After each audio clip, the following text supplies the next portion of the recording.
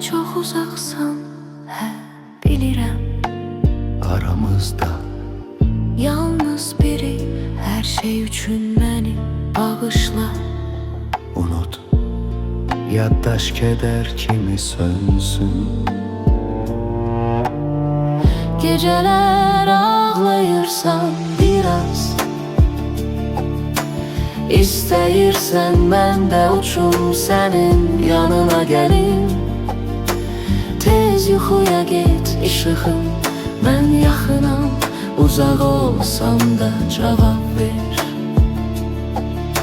Zaman bizi kırabilmez ve yüreğinde bir şey var yeniden korumak. Mesafeler hayal körpüsü olsun. Her nefesin içindesen, sükutun içindesen. Geceler ağlayırsan biraz, İstəyirsən mən də uçum sənin yanına gəlim. Tez yuxuya get işığım, mən yaxınam. Uzaq olsam da cavab ver.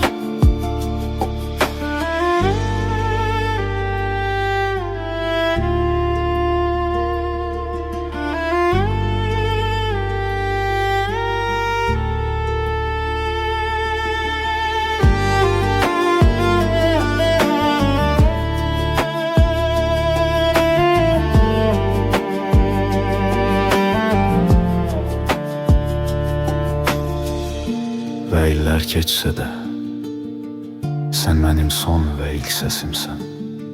Sözler sadədir, amma onlar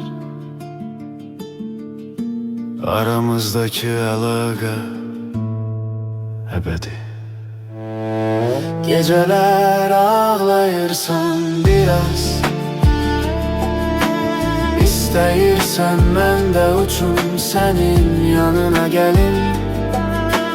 Tez yuxuya get işığım, mən yaxınam.